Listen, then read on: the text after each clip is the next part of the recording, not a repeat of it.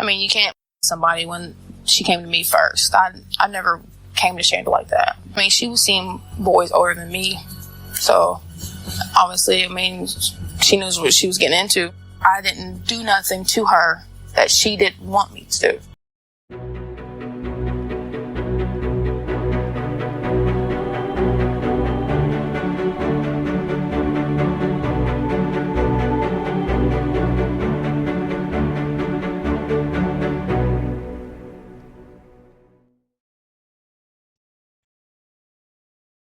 12-year-old Shanda sat in her room, writing a love note to Amanda, her 14-year-old crush.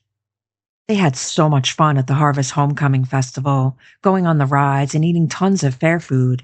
She even got to sleep over at Amanda's house, something her mom would never have allowed if she knew they were more than just friends.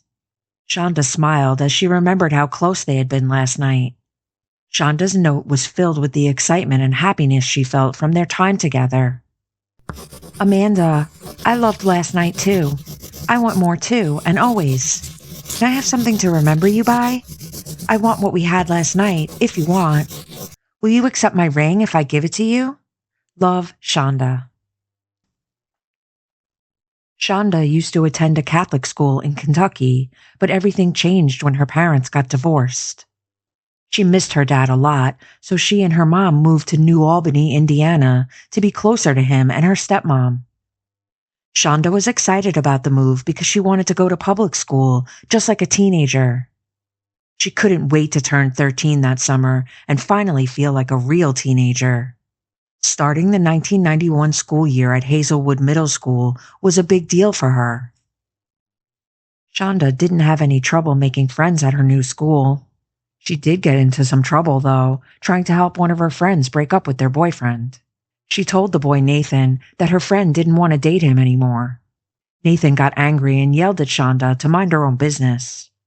Things escalated when Nathan's cousin Amanda saw him arguing with the new girl. A fight broke out and Shanda ended up in trouble. She had to spend a week in in-school suspension, which is like detention for the whole day. After the incident, Amanda apologized to Shanda and gave Shanda her phone number. They began getting closer to each other after that. The issue with being friends with Amanda was her on-again, off-again girlfriend, 14-year-old Melinda. Melinda's jealousy was obvious, as she could see that Amanda had a growing interest in Shanda. Shanda and Amanda frequently exchanged notes and letters, and Amanda began hinting that they should be more than just friends. Sensing Amanda slipping away, Melinda's jealousy and possessiveness intensified. She started threatening Shanda, warning her to stay away from Amanda. Shanda's grades started to decline, leading her to forge her mom's signature on progress reports and detention slips. When her mom found out, she decided to pull Shanda from public school and re-enroll her in Catholic school. She also arranged for tutors and forbade Shanda from hanging out with Amanda. Although she didn't know the full extent of Shanda's friendship with Amanda, she was certain that Amanda was a bad influence on her daughter. Melinda had a very troubled childhood. Her father struggled with alcohol and couldn't keep a job. He'd often stay home, drinking and having adult parties while Melinda's mom was at work. Despite his issues, Melinda saw her father as someone who loved her and spent time with her. He would take her hunting, to the pool, and sometimes spend the night in her room. These moments made Melinda feel special, even though her father's behavior was completely atrocious. As Melinda got older, she grew apart from her parents. Her mother, aware of her father's parties, was unfaithful in return, leading to constant turmoil in the house. Despite the chaos, her father continued to lavish attention on Melinda. When he'd disappear for days at a time, he'd manipulate Melinda by telling her that her mother was the reason he had to leave.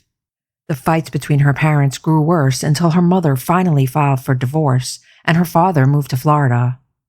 Initially, he wrote to Melinda often, but the letters gradually stopped. Melinda had a few boyfriends, but they treated her poorly and were only interested in her for her looks. Feeling disillusioned, she decided to try dating girls instead. Melinda's cousin introduced her to Amanda, and they soon began spending more time together, starting a romantic relationship.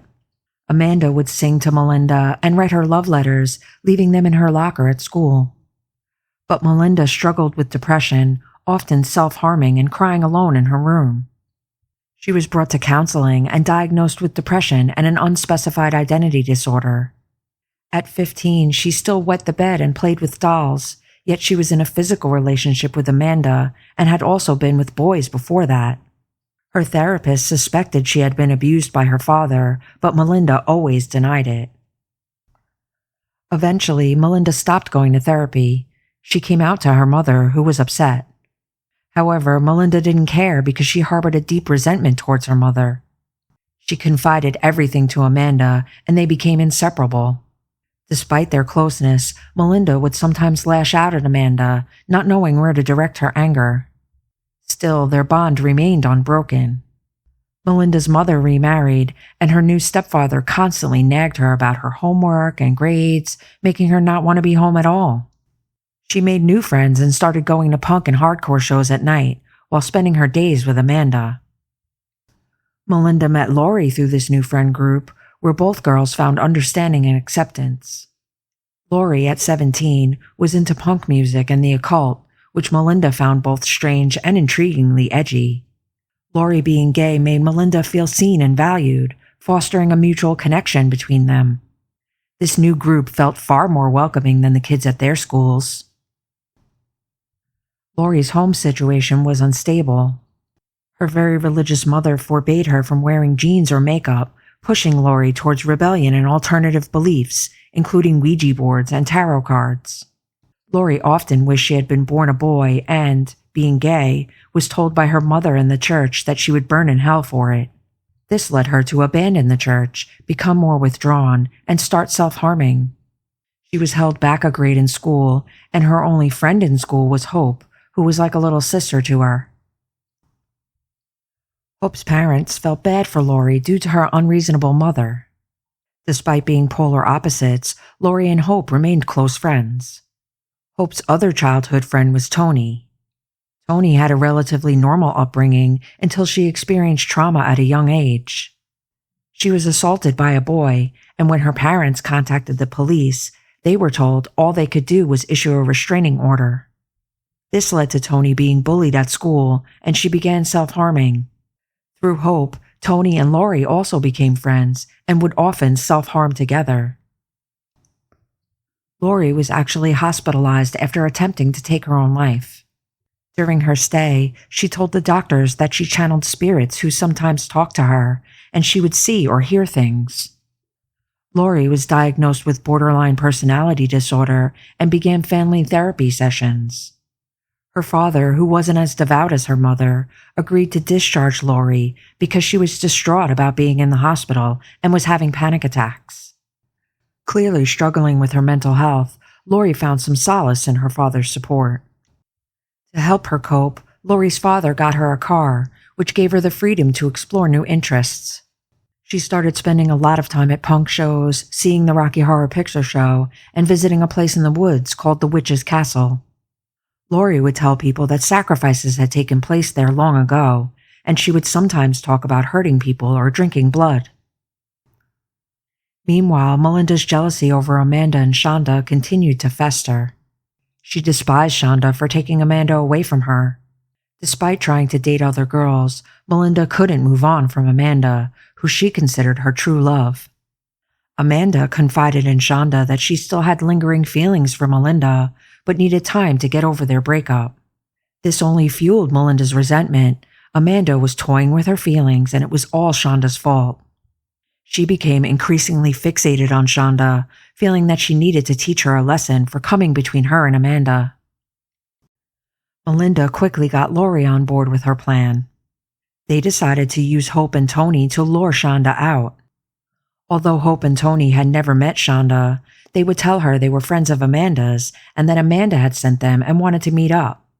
Shanda fell for the ruse immediately, but told the girls to come back later that night after her dad and stepmom had fallen asleep so she could sneak out.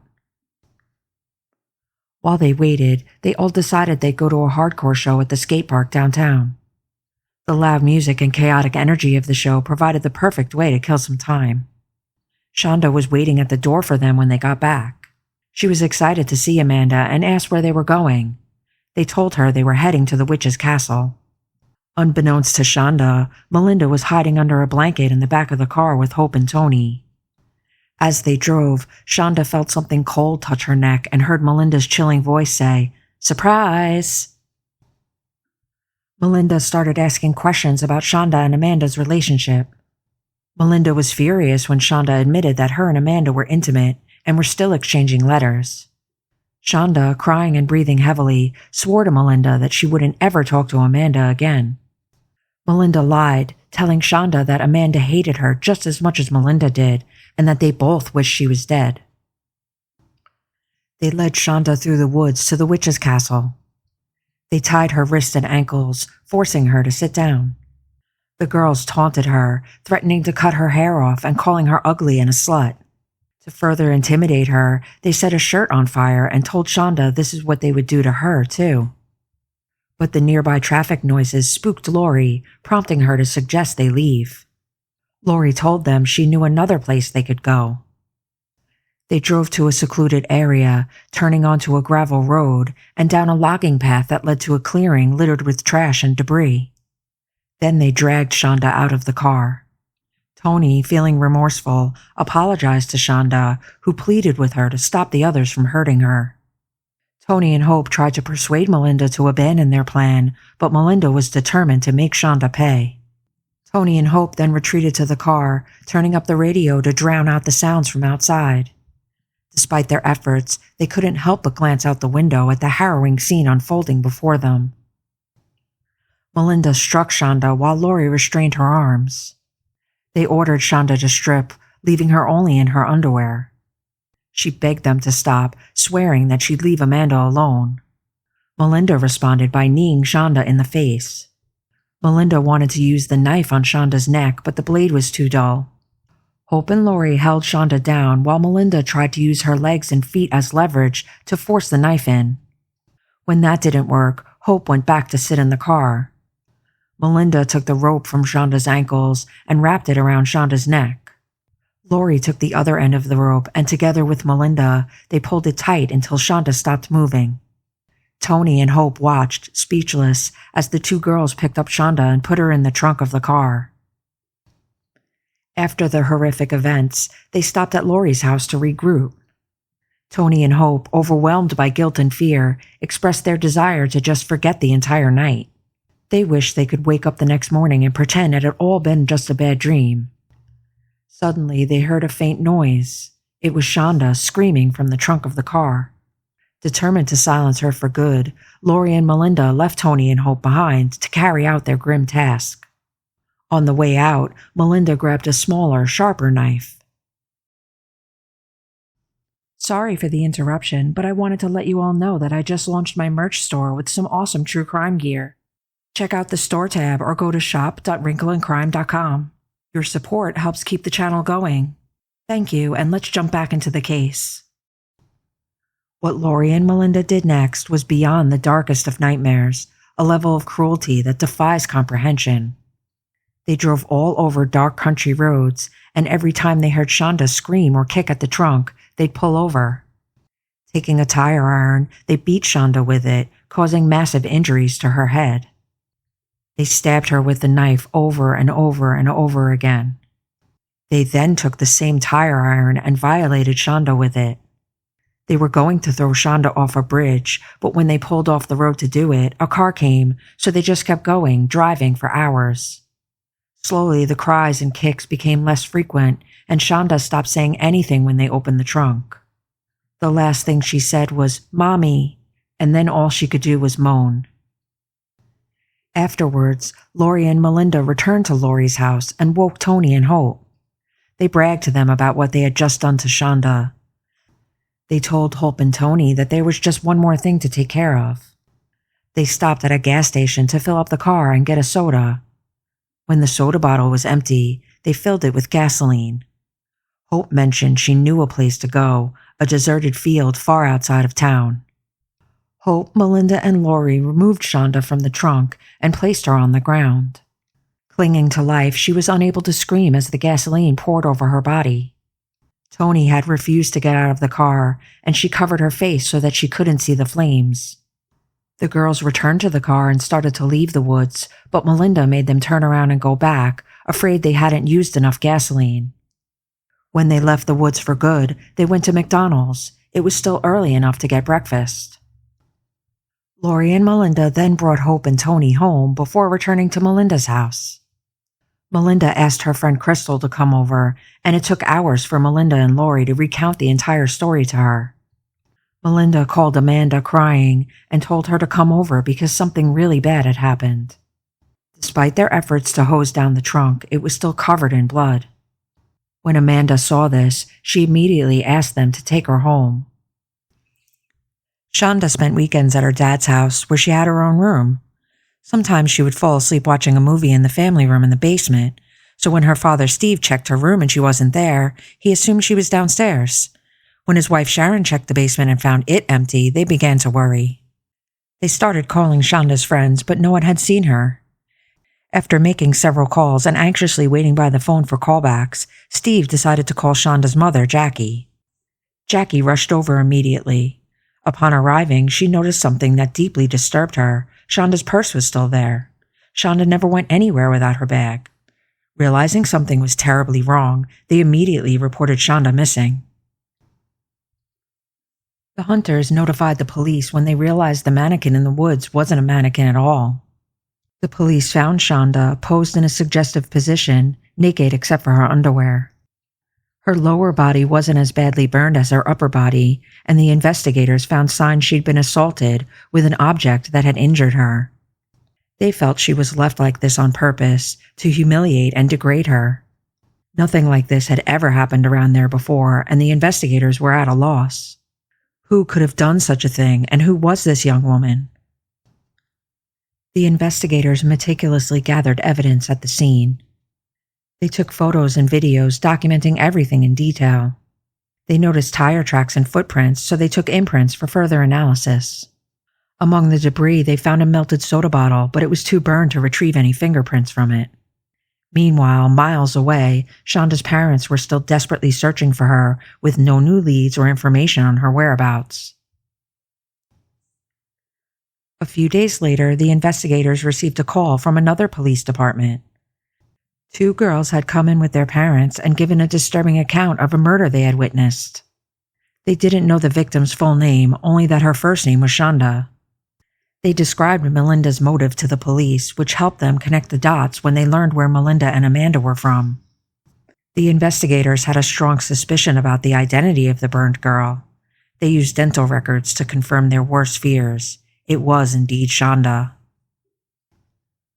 All 4 girls were arrested and subjected to multiple interviews. The autopsy revealed that Shanda had died from burns and smoke inhalation, indicating she was alive when she was set on fire. This gruesome detail likely influenced the prosecutor's decision to seek the death penalty for Lori and Melinda. To strengthen their case, they added conspiracy and other charges against the 2. Hope and Tony, however, received more lenient treatment as they were the first to confess and report the crimes. Prosecutors sought plea deals with Tony and Hope, hoping to secure their testimonies in exchange for reduced sentences. They also interviewed Amanda to strengthen the motive in Melinda's case. Amanda revealed that Melinda had often threatened to kill Shanda, but she dismissed it as typical jealousy since Melinda made similar threats about any girl Amanda talked to. Amanda recounted what she saw in the trunk that day, but denied being involved with Shanda. However, letters provided by Amanda's father contradicted her claims, suggesting a deeper connection. Amanda maintained that she had no knowledge of the crime until after it occurred, and was never involved in any plan to kill Shanda. This placed her in a morally gray area. While she was not directly involved in the murder, her relationship with 12-year-old Shanda and her failure to immediately go to the police after Melinda confessed complicated her position. The investigators had to consider whether Amanda's ignorance of the crime absolved her of any responsibility, or if her prior knowledge of Melinda's violent tendencies implicated her in some way. Ultimately, Amanda was not charged with any crime. Other people were interviewed, and they corroborated various details about the case. They described Lori as being into strange occult practices, self-harming, and making disturbing statements. Melinda's jealousy of Shanda was well known, and many had overheard Tony and Hope discussing the event with friends. Lori underwent a psychological evaluation as her lawyers aimed to pursue an insanity defense, but she was deemed competent to stand trial. With this determination, the trials for all the girls were set to move forward. They were all being tried as adults. While waiting for trial, Tony made an attempt on her own life, resulting in a nearly 2-week stay in intensive care before being transferred to a psychiatric facility. Upon her return to jail, she was placed on 24-hour watch due to ongoing threats of self-harm, leading to several more transfers back and forth. As for Hope, her lawyers entered a not guilty plea on her behalf. Faced with the death penalty, Lori and Melinda opted for plea deals and were awaiting sentencing. Tony and Hope's lawyers thought that after Lori and Melinda were sentenced, they might secure better deals for their clients. During their trials, Lori and Melinda each pointed the blame at the other as the instigator. Melinda claimed she only intended to scare Shanda, but Lori took it too far. Lori, on the other hand, insisted that Melinda was the one who beat and burned Shanda. These conflicting statements, along with other evidence, were presented in court. The judge had the discretion to use these statements and evidence to either increase or reduce their sentences based on the mitigating circumstances. Both Melinda and Lori attempted to gain sympathy from the court by detailing the abuse they had endured as children and the resulting emotional issues. Melinda recounted the horrific actions of her father, while Lori described her hallucinations and self-harm. Despite their efforts, the court remained unmoved and sentenced them both to the maximum of 60 years. Following this, Hope and Tony also took plea deals. The same process unfolded for them, with Hope receiving a 50-year sentence and Tony a 20-year sentence. Shanda's father never recovered from the loss of his daughter. He turned to alcohol to cope with his grief and passed away at the age of 52. He was laid to rest next to Shanda, a somber reminder of the tragedy that had shattered their family. At the sentencing of the girls, Shanda's mother, Jackie, expressed her fury and heartbreak by telling them all to go to hell. Over the years, Jackie participated in several documentaries and talk shows, sharing her story and the impact of Shanda's murder on her life. She stated that she never wanted to meet any of the girls face to face. Despite her initial anger, Jackie managed to find a way to put aside her intense emotions. Jackie was shown a recording of Melinda training service dogs in prison as part of the Indiana Canine Assistant Network program. ICANN is a reform program where inmates train service dogs to assist individuals with disabilities. The program not only provides essential support to those in need, but also offers inmates a chance to develop empathy, responsibility, and a sense of purpose. Moved by the sight of Melinda working with the dogs, Jackie decided to donate a puppy named Angel to the ICANN program for Melinda to train. She explained that this was something her daughter Shanda would have wanted, and she hoped that something good could come from the tragedy. This act of kindness and forgiveness was a powerful statement of Jackie's desire to create a positive legacy in Shanda's memory. In Indiana, the length of sentences can be influenced by several factors, including good behavior, participation in rehabilitation programs, and educational achievements. Inmates can earn so-called credit time to reduce their sentences. For example, inmates in Credit Tier A can earn 1 day off their sentence for each day served without disciplinary issues. During her time in prison, Toni Lawrence earned her GED and an associate's degree. These achievements contributed to her early release. Toni was released in December of 2000 after serving almost 9 years of her 20-year sentence. She remained on parole until December 2002. Hope Rippey's sentence was reduced to 35 years on appeal. During her time in prison, Hope participated in various rehabilitation programs and maintained good behavior, which allowed her to earn credit time and reduce her sentence. Hope was released on parole in April of 2006 after serving approximately 14 years of her sentence. Lori Tackett was released from prison in January 2018 after serving 25 years of her 60-year sentence. Her release came on the 26th anniversary of the discovery of Shanda Sharer's body. Every January, I relive pretty much what happened, and it's just extremely hard. I really don't honestly believe that I will ever be able to move on. Melinda Loveless was released from prison in September 2019 after serving 26 years of her 60-year sentence. Both Tony and Melinda have reportedly changed their names to avoid public attention. I ask myself why, and I don't have the answer. In the years following the case, Amanda Heverin has spoken publicly a few times, including an appearance on the Dr. Phil show, where she discussed the impact of the tragedy on her life. She expressed deep regret over the events and the role her relationship with Melinda and Shanda played in the horrific crime. She was arrested in 2022 for theft of mail matter, but otherwise maintains a low profile. Amanda enjoys singing and doing dance challenges on TikTok. Do you think the sentences given to each of the girls were fair, considering their involvement in the crime? How do you feel about the role of good behavior and educational achievements in reducing prison sentences for serious crimes? Let me know in the comments. And remember, every wrinkle tells a story, and in the wrinkles of crime, we find the truth. If you enjoyed this video, please give it a like and consider subscribing. I'd love to hear your opinions or suggestions in the comments. Thank you for watching, and stay tuned for our next video, and we'll explore another story hidden within the wrinkles in crime.